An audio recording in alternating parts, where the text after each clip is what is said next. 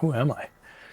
I'm Mike Skrypnek. I'm a father, first and foremost, father and husband of a wonderful woman who we've been together for over 30 years. And our kids are in their early 20s and they went through secondary and middle school here in Squamish. And they grew up originally in Calgary, Alberta. I'm a native of Calgary, Alberta.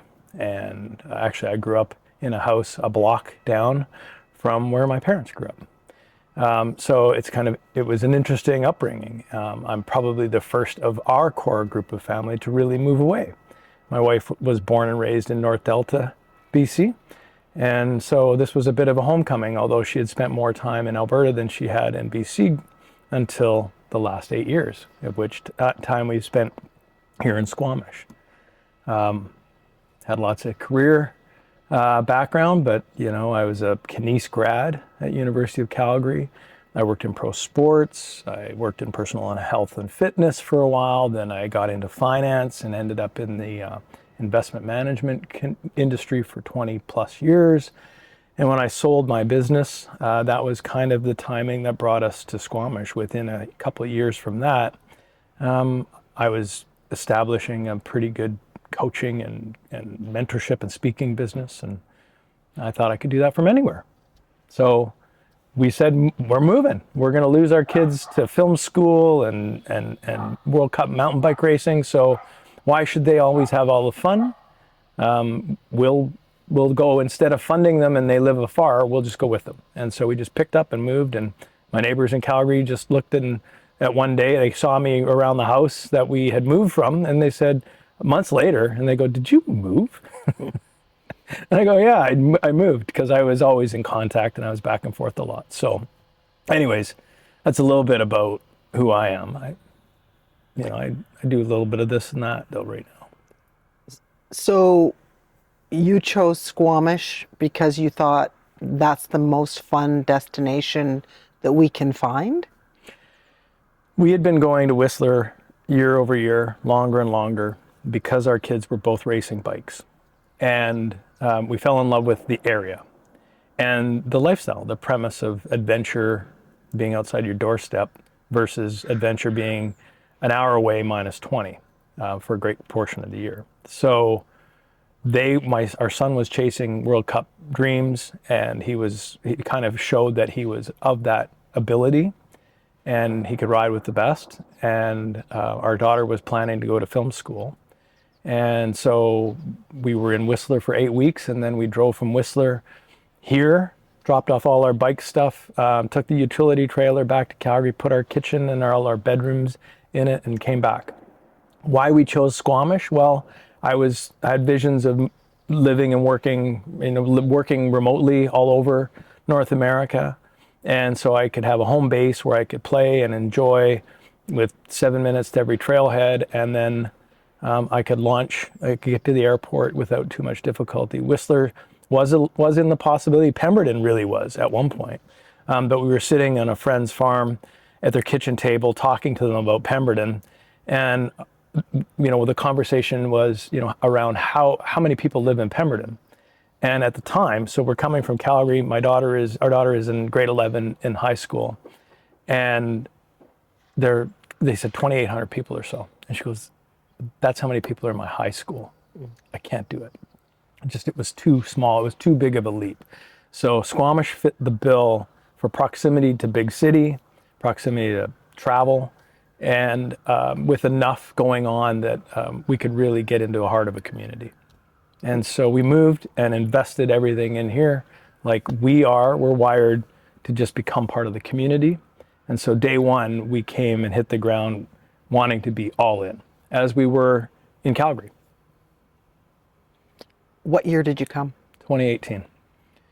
Okay, so you've been here 8 years. 8 years. Yeah. And has it filled your cup? Is it what you thought it was, or was it not what you thought it would be? Squamish has changed. And, I think for the better. I think that there's incredible things that are going on in Squamish generally. I think there's this incredible youth movement. It has us thinking back to when we were watching our kids in the cul-de-sac and with all the other parents. There are so many young families. I know that the stat is 5 years, 400 kids a year are born in the Squamish hospital. Like that's 2,000 new kids that are under 6. So this area has 35 to 45-year-old families that are just going to be what Squamish is in the next decade. And it's exciting. When we came here, there was, well, let's just say, Denise, you and I are talking today, and this is a thing about people from Squamish. I'm 8 years in, and I'm just feeling local today, which has a good and a negative, right? It didn't feel welcoming when I started, and I felt that all the things that mattered that were big city things and accomplishments were suspect or didn't matter when I arrived here. And it was part of a period of time, I think, pre-COVID, where there was some pushback to what was inevitable, which is the change. And there weren't enough new people in town to force the change, so to speak. In other words, families like there are today. And so the resistance was still there. And so you didn't know what you didn't know. And if you wanted to be in, sometimes you were met with suspicion. Like I have Calgary roots, so my blood is, how can I help? And in where I came from, it was, let's do it together. And early days, it was, what do you want? When we led with how can we help, it was, what do you want? That shifted. And now everybody's in it and really has a vested, there's a lot of skin in the game now for what this community can be in the future and is today. And so it's really exciting because it feels like there's a commitment to, I don't know, the next decade. I mean, you got to think when kids are 10 or 5 years old or 6 years old, 10 or 15 years later, they're going to college or university or working in the community or the area. So now you've got this great window of mindset where people are looking, how are my kids going to grow up here? What does this community mean to me? And you can see it. It's pretty dynamic. And I think people are just still figuring it out. But right now I feel a little bit more, here. I feel like I'm really part of this community. Do you think that you feel like you're part of it because you've got 8 years in and now you are part of it? I think there's been an evolution of the community in itself in terms of, just changing the way people may have done some things. There's been a shift of people anyways in the community. And that maybe and I don't know. I mean, I tried to join boards and become part of it right away. And there was a little bit more resistance to that back then. They didn't really want outsider looking in, and there might have been a proving ground. I don't know. You can understand, obviously, with small towns, especially in town, I look over because I always look at the highway when I think about this, is the transient nature of our community.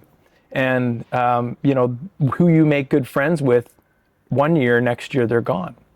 And there's been plenty of that. So that's part of it. The other part is, the old idea of, it seemed like a good idea to move to Squamish. And then people get here and they go, wasn't really what I thought it would be. I don't get what I get wherever I came from. And so people leave. And then, of course, the people who just come and go and kind of use and abuse the community. So people here, I think, they have reason early on to be I wouldn't say suspicious, but just less open to, embracing newcomers in the same way. I feel that's shifted. I don't know if it's shifted. I mean, everybody I talk to says something similar along that line. But what I do think is I myself am not going to invest too much time in somebody who's only here for a week or a month. Totally. I want to know that you're going to be here for a year or 2 years, or it's your intention, before I put too much energy into you.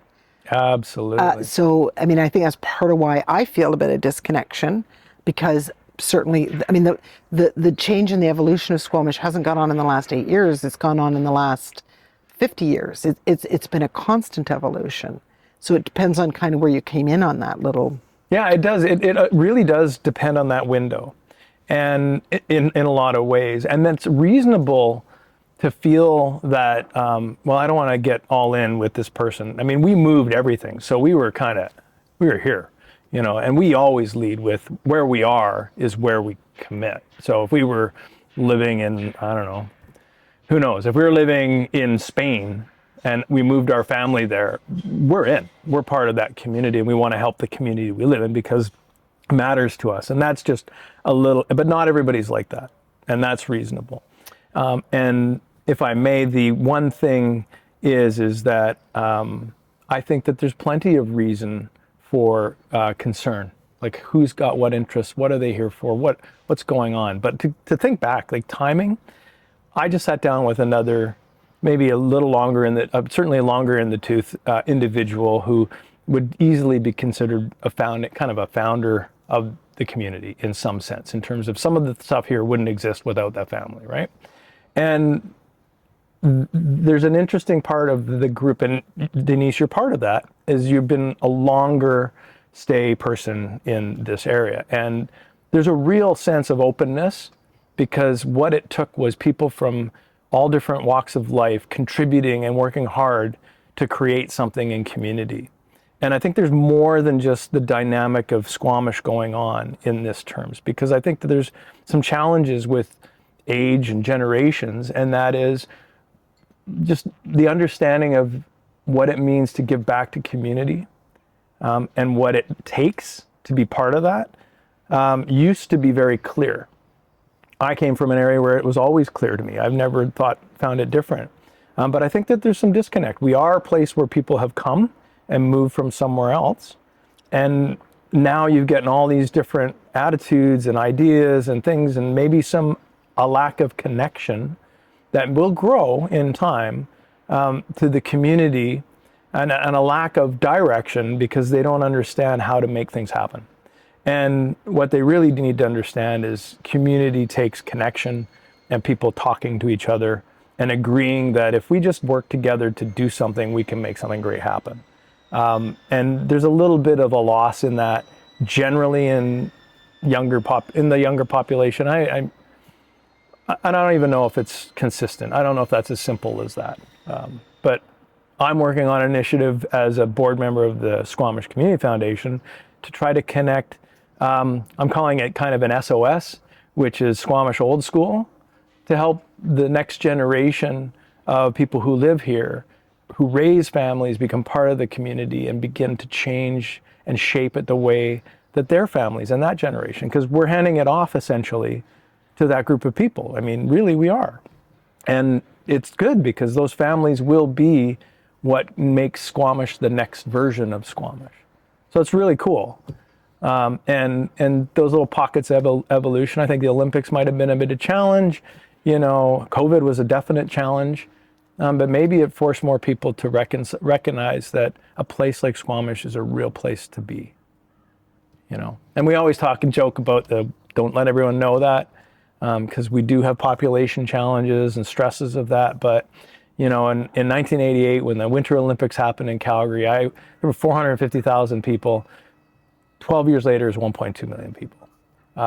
I knew everybody in a room for a few years at university age. In my 30s, I could go into rooms and not know anybody. And yet the infrastructure, the culture, the variety, all the things that were added because of that outweighed the detrimental things. So I'm looking forward to see how this goes. We can't stop change. So, No. I guess I feel it's a matter of embracing it and directing it where we want it to go, but we can't change it. No, you can't. So when I figured out, I think when you asked me earlier about timing, the time we've been here, I think there's finding a balance of how you fit and live and work in a community like this. I mean, we came to a community that, in a West Coast feel, if you will, that, it's not about how hard you work. We didn't come here because we wanted a lifestyle of harder work or more hours. We wanted a lifestyle that combined the things that our passions and pursuits were, right? So we joined that. And at the same time, when I moved, I was still 48 at the time. I still have lots of runway left. And I came from a real happy on Bay Street and Wall Street kind of sense. So that work mentality was a real adjustment for me as much as it was having people adjust to me, and so I was, trying to do things here, I was trying to do things elsewhere, and just finding a balance of what that means is part of that groove. And heck, I don't know, maybe it's just the fact that I'm in my mid-50s now. And I think also when you came here, if you didn't have a job in the community, I think we meet a lot of people through work. I think that's one way we do it. The other is, through volunteering, which I want to hear about next. So if you didn't come here to a job, I think it's harder to meet folks like that. So it is, yeah. And I'm always a guy who creates the work, creates the job, creates the opportunities. So that's so tell me a bit about that. Tell me a bit about things you're creating. So originally, I took this 20 years of work in the investment management field and portfolio management and helping, and the last decade of that was helping families give back wealth to charities that matter or philanthropic interests that matter. So I would help people who said, I love this, I want to give more to this, and then I'd say, well, let's look at the complexity of what it takes to do that right. And so I work with families on estate and tax planning. And what's interesting is my peers weren't really into philanthropy in the investment business, okay? They thought it was a no-profit, not non-profit kind of support. And in order to get good at it, I had to learn from some incredible coaches. So I then invested in coaches heavily. And along the way, as I learned how to position a business that was unique, niche business, that very few people in Canada were doing well, if at all, I had this business that was suddenly working, but I was like, I owe that to my coaching, the coaches. And then I would look at these coaches. I would travel all over North America for the coaching. And I would sit there and I became enamored with that process that they used to help other people realize their potential. And I also learned all the things I didn't like about it. There's a lot of things I didn't like. So I'm like, well, let me turn this into a business. So I fell so in love with it, I left the financial business, sold my business, and became a coach. And I, at the time, was like, it's all business. And that's also some of the friction that when I came here, I was an all business coach. I didn't incorporate, my wife always said, you're a life coach. I said, I don't know, life coach sounds a little bit fluffy to me. It sounds like we're kumbaya-ing and maybe it's like The Secret and we just sit and wait things. If we just think good things, it'll happen. And that was never kind of how things happen for me. And so I really rejected that. COVID hits. My life is about delivering workshops, live events, speaking on stages. And the coaching industry went to like a big, immediate commoditized industry overnight. After 6 months, all the people who weren't working became coaches. There was this incredible mess online. No one could tell the difference between the good ones and the bad ones. If you weren't Tony Robbins, you weren't anything, or whoever was who was the big names at the time. And they basically sold their stuff for $9 a shot to hundreds of thousands of people, made a bunch of money, disappeared for months at end. The rest of us were left to figure it out. And I felt archaic because I had old school model. I was like mail outs, workshops, speaking. And I like this online world is like I'm navigating and turning the wrong corner. 18 months into it, I had no business. I had no hope. And I collapsed mentally. And so during that window of about 10 days when I felt like maybe the best thing for me is to just dump myself in the river. I didn't do it. Definitely was a reality for me. And stepping away, you want to pause it? No. Okay. Stepping away from that, learning how to heal, understanding what the process was that got me to that point, how it took its toll on me. Isolation, clearly, business tanking, clearly, but there was more going on and I had to figure it out. So when I figured that out, I kind of came out the other side of it going, okay, so how do I use this, add it to the repertoire of a lifetime of experiences that I can be valuable to other people? How do I do it? And so I brought that into all the work I do. Business strategy, business coaching, and now I'm evolved to something else a little bit, combining everything. And so my wife was finally right. I became that life coach, because if you don't lead with things that affect us personally, psychologically, socially, those things will thwart our best intentions down the road at some point. Doesn't mean we're destined, but it's highly likely, if we haven't dealt with things that really matter to us personally, emotionally, psychologically, socially, we're going to make a mistake, or the crisis of a business, something. We'll either screw up our business or our lives. Pick your poison. Eventually, it may come to roost, and it does often. And so that has to be part of the conversation. So now I work in this space where, as I mentioned, I'm in my mid-50s. I've got lots of runway, a lot of energy left in my life to add, to be useful, and to contribute. And so I'm applying it in a way that allows me also to not be the front and center. Like you mess around as a coach or in this positioning of being the brand, being the name. And I certainly don't shy away from being recognized in that way. However, building a business that can be its own business is important too, and not always being the face of it is important as well, even if it's your business. And so I've kind of built this project called the Unlimited Worth Project, and my book is named the same, talks about that journey of mental health and wellness and healing. And that project then now encompasses all the things that matter to me, which is one is mentorship and coaching, which I still do, and we have a Menworth mentoring program, which is a private, easily accessible, financially simple program for men that have had some challenges, would not be able to either afford it or think it would be for them, but get executive coaching on a real, accommodative basis, and get just that leg up they need, right?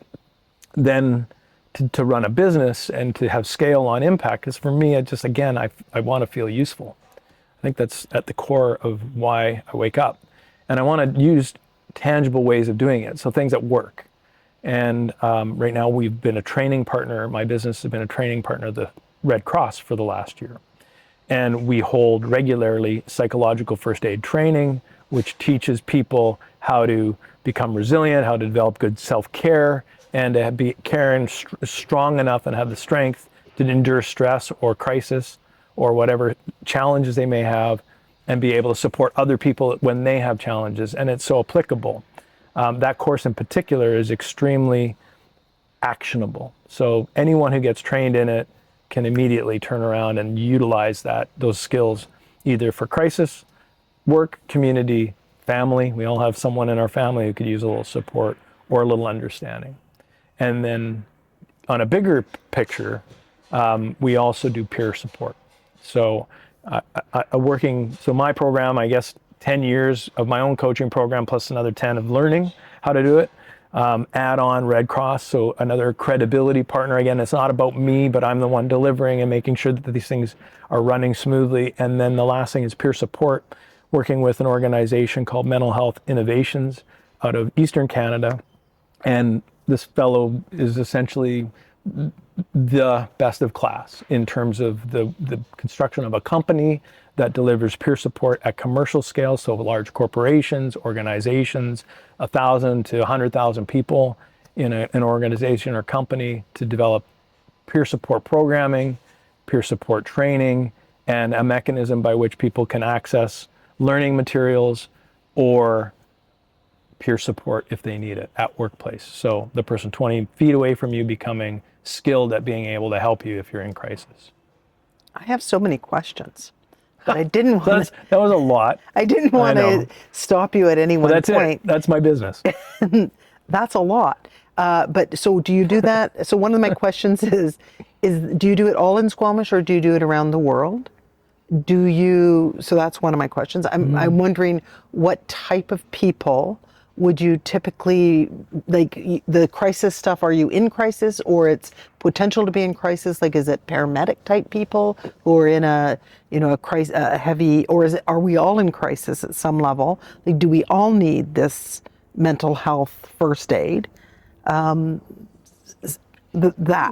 So the mentorship obviously isn't. There's no Well, I don't know. I mean, if you're an entrepreneur, you're a small business owner, from time to time, you'll need someone who understands what the stresses of that is, what it looks like to play your payroll with your credit card at midnight on a Sunday night. Like, having lived that, people need to understand that they're not alone, right? But in this psychological first aid, unlike mental health first aid, which is actually a course that is really good for counselors, people in social work, social services, or that field, because it's heavy on educational knowledge, like naming things, naming conditions, understanding the brain. But you and I, if we're sitting here and, you just came from your house that just got flooded out, and you don't know what you're going to do tomorrow, and you're under a little bit of duress, and you have to lead a whole team at work, for me to have the skills to be able to help you, bring you down to a comfort level where you're calm, have understanding of maybe some resources you can get to, and just have a communication that brings you back to center, that skill, a lot of us will avoid a conversation with you in that moment because we don't know what to do. So those basic skills can be learned and should be learned, I think now, after doing this for a while, learning by anybody and everybody. The scenario is we offer it in community with support from community funding, and then we or offer it in corporate settings. So we try to do both because our last community setting had a variety of volunteers and nonprofit workers from the community and general public. And then we've worked with corporate settings where just the one group just starts training their teams. But those skills become so critical, and immediately after a course like this, they're usable.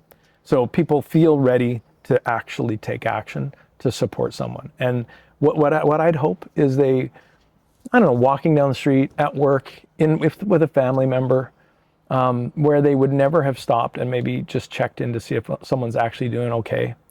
And they would pass them by, or they'd be afraid to ask, or they'd be willing just to talk. And there's nothing better to knock down stigma than not knowledge, but education.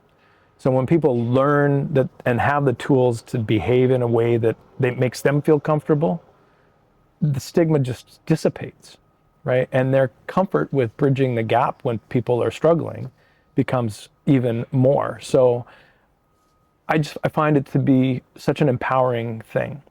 And then when you take that to another step and you actually train peer supporters, now you have a willing group of people, and peer support exists all over the place. There's cancer groups, people have been doing the AA, non-addiction, mental health, like all these different places. But where the unified thing is peer support is a connection to humans that supports other humans in times that they need a friend, someone to have their back, right?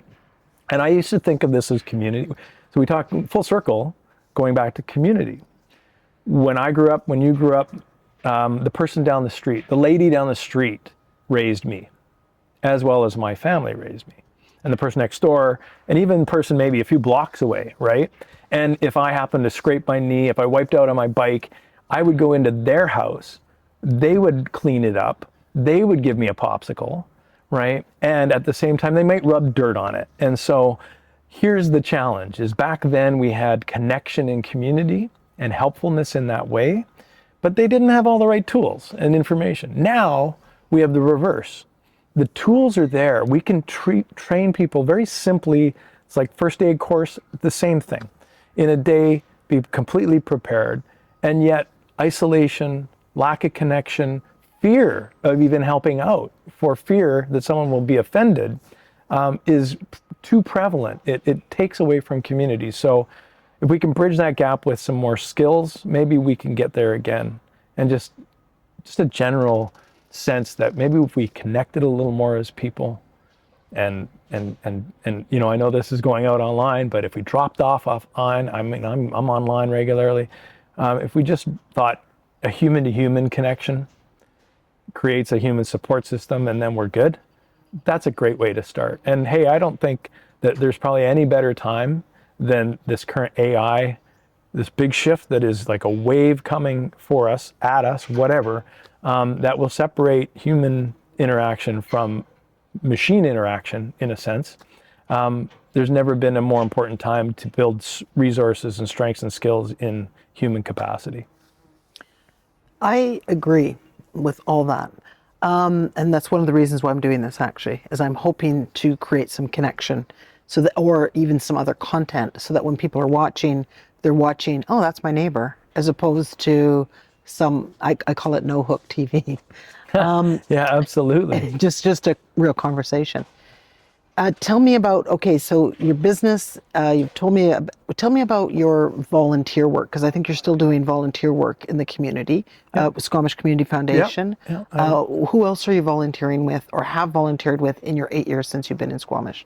And has that helped you to connect or get a deeper understanding of our community?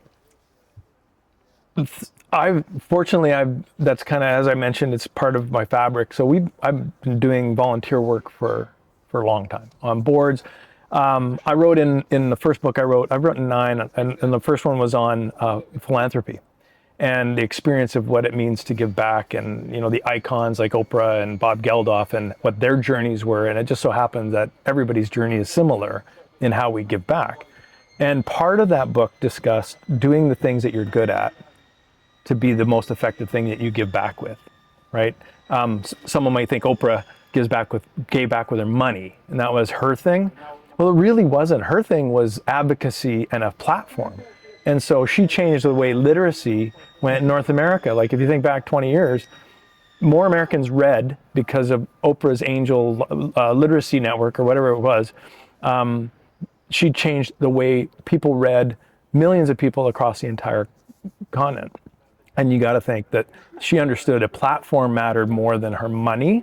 And maybe others it's money, maybe other it's time. My skills now that I bring, the experience, maybe some wisdom to the conversation in either strategy or mobilizing, connecting people together in a thoughtful way with some fundamental knowledge on how to do that. That probably adds more value to groups. But over time, in Squamish, I led with how can I help? And early days, join the board, nope, you're not on the board. Join the board, nope, you're not on the board. And maybe that was me not understanding the temperature of the room, but me looking at, well, I did all this in these large organizations, why isn't it good enough for this smaller organization?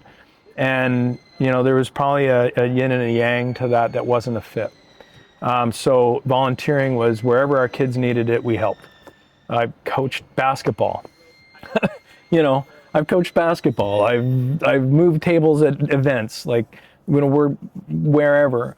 Presently, my number one volunteer role is on the board of the Squamish Community Foundation, and so that's a role that now brings a lot of my experiences in philanthropic plan giving, in bringing people together, in understanding connection, human connection and community.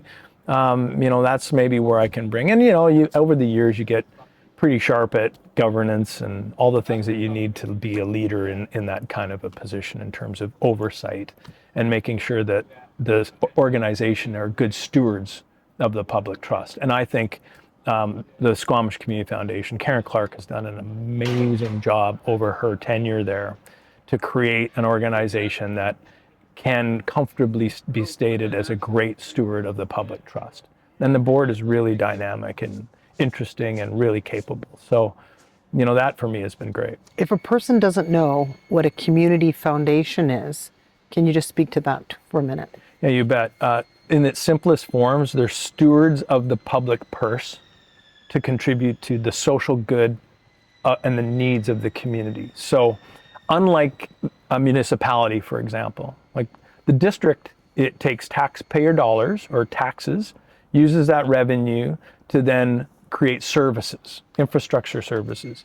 A community foundation looks at the social services and decides on the pillars that may be useful to support a community in a nonprofit philanthropic way. And instead of you and I trying to decide which charity does what, how good they are, hold them to account, and quite frankly, our single amount of capital versus a larger pooled capital, our single amount doesn't make the difference that a pool can make. And then adding to the fact that if this pool grows over time, there's a perpetuity to it. And that perpetuity means when it matters most, organizations like a community foundation can be there for community in the places where those funds just dry up. And I saw it with Calgary, the Calgary Foundation, and my involvement there. You witness it with Vancouver Foundation, and a strong community foundation takes the philanthropic interest of those who want to give back through their capital and maybe their human capital as well, and connects it with the organizations that need it the most. And by pooling it, you get economies of scale, right? You get lower costs to manage that capital, lower costs to administrate it, and you get a larger impact. And it's separate from the community, the district. You know, we do execute some plans for the district because they want to give back to community with a certain portion, but generally speaking, a community foundation acts independently. And so it's really the will of this, as stewards of the capital, of the people who give the capital, donate to the foundation. It's really the will of those people that helps impact the charitable giving at the other side. So we act as a responsible community giver, not a dictator of how community should be done. So who donates to the community foundation? And do you need donations, or you got enough? No, absolutely. You need donations. What I've watched is the Calgary Foundation, for example. And I don't want to use this. I'm here. I live in Squamish. But my experience is watching the Calgary Foundation go from a certain level to massive scale. The impact they're able to have during 2013 floods, during COVID, during the crisis, the ability of the foundation with size to make absolutely critical infrastructure level social change in a community is unheralded. Like it's or unmatched, I guess. So as our community foundation grows, and how did it grow? So one example is I remember bringing a friend into Calgary from the airport back in the late 90s. We went by this beautiful building on the overpass going into downtown. Beautiful brick building, brand new. And he's like, that's a great building. He's in real estate. And I said, yeah, it's pretty great. It's our homeless shelter. And he goes, oh, the government must be great giving money back. He's from Vancouver at the time. And I said, that was 100% from the private sector. We did it through the community foundation and families that wanted to make a difference to see their community do better. And so that's what a community foundation is all about. It gives that central point, that focal point of capital and human capital as well, to help make change like that. And so that's an instrumental piece of the puzzle. So they're not in the construction business, but they're in the funding of projects that make a difference business. So the homeless shelter was funded in that way, right? So we as a community could pick something, call it a rec center, and we could say we're all going to put in $100 to get that amount of money, or $1,000, or what we can, and that could go towards something that we want. And so let me be clear, especially in BC and now understanding a little more of the dynamic of BC housing and structure, I strongly believe that a facility is a municipal, provincial, and federal investment. Programming, so lights on means what are the programs that matter the most, right? And what are the programs that wouldn't get funded by a commerce relationship? Those are where the community foundation can shine, right? So the hockey program, enrollments cover the costs that should be. Hockey program for local Indigenous kids, different story. Who's going to fund that? Hockey program for special needs people or whatever. You know, I'm just using hockey because we're right near Brennan Park, right? But considering all those, that's where the organizations that do that work can be funded by the community foundation. So think of the community foundation as the conduit to making the connection between the money that wants to make a difference and the money and the organizations that do that work, right? And yes, constantly a need. I think the biggest thing is connecting what I call a culture of philanthropy and providing the funds create the resource, which would be in the foundation, to then fund organizations that do the work. And it's not a government funded operation. Like the community foundation is really community. It's individuals, families, local businesses that give because they want to see something change, but they're busy. They got other things. They have pillars. Maybe it's social services, maybe it's housing, maybe it's feed the homeless, whatever it is. Maybe it's medications or other child services, or climate and ecosystem, all these, and the environment. These things don't just happen, right? And you can't wait around for government. It's about mobilizing the community, people who live in the community, who have the means to give back to the community, but they may be busy, right? So we do the work to help do the legwork to connect that with organizations that make the difference. If anybody who's watching this, wants to find out any more about your 9 books or any of your other work, how would they go about contacting you? Right now, the best place is unlimitedworth.org. That's where you'll catch all that I'm doing, and my website becomes dynamic because I operate it, which isn't really helpful. But anyways, so I'm looking for interns or some free support for the society that I run, but it's all there. It's good to have a plug, yeah. Or LinkedIn. LinkedIn is definitely the platform that I spend time on in terms of the social media space. If you want to see what's going on, where my opinions are, and some of those. And also on Unlimited Worth. Unlimitedworth.org. And on LinkedIn as well. Mike Skrypnek. You just find me. If you could spell my last name, you'll find me. I'm the only one. How do you spell your last name? Skrypnek. Okay. Yeah. It's intimidating for someone looking at it, but the moment you've heard it, you're like, oh, no problem. Okay, so now back onto Squamish. Yeah. Do you have a favorite restaurant or a place? What are your activities? What do you do here for just fun?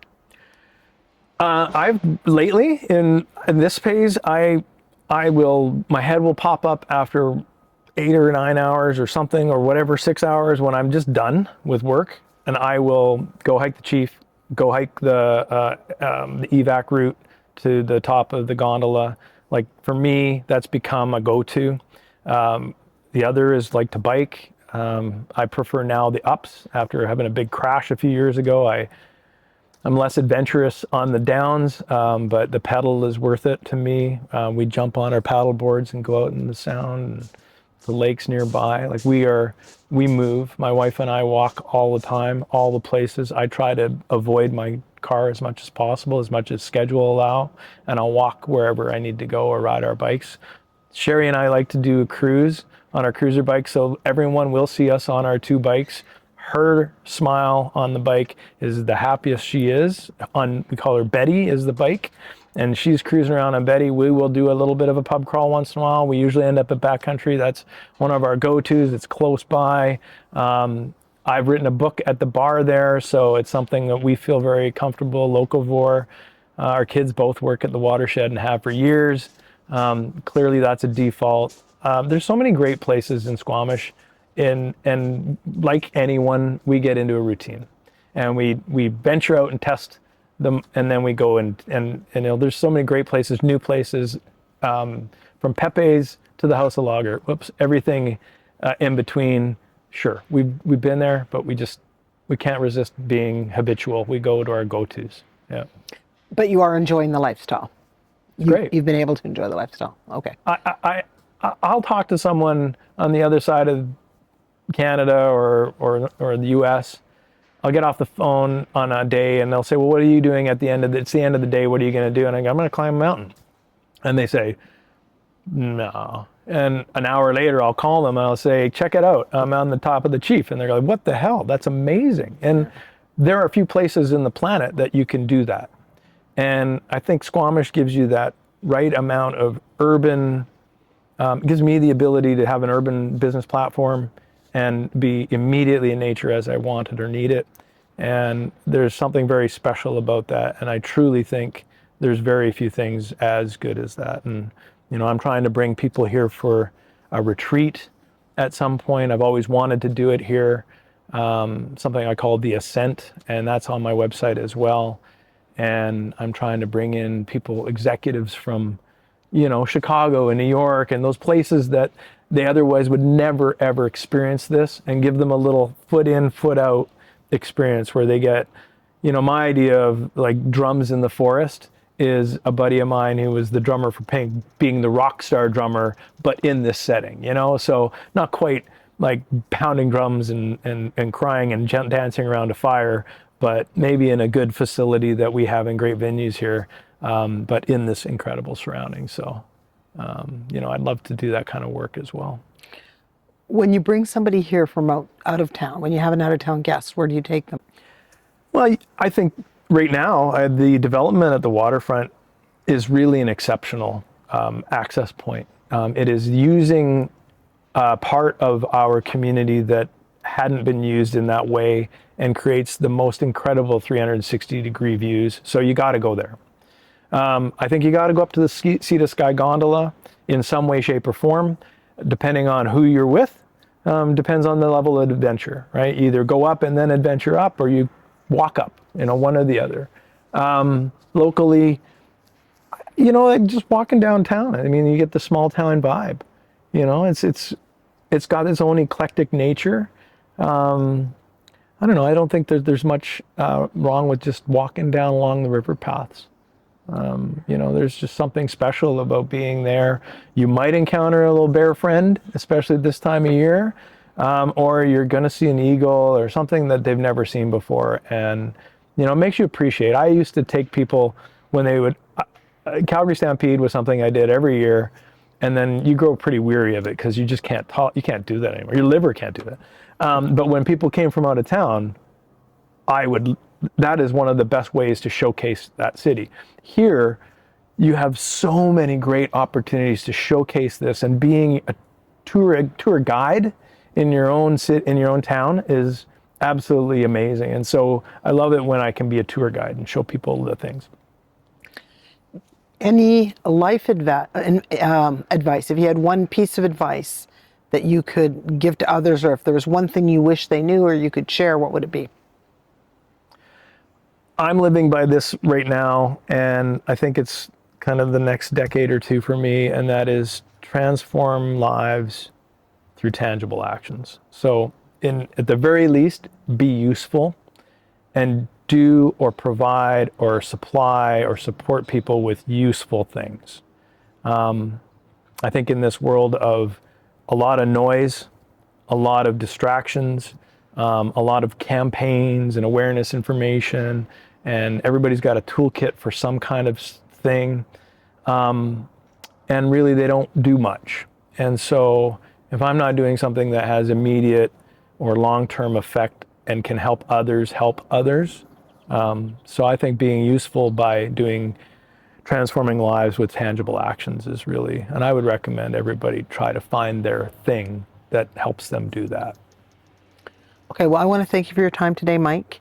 And I want to also say welcome to Squamish, even if I'm 8 years late. And I'm glad that you came and that you're able to contribute the way that you are. It's been wonderful to speak to you. Yeah, we're happy to be here, and thank you very much. I'm glad you're doing this, Denise.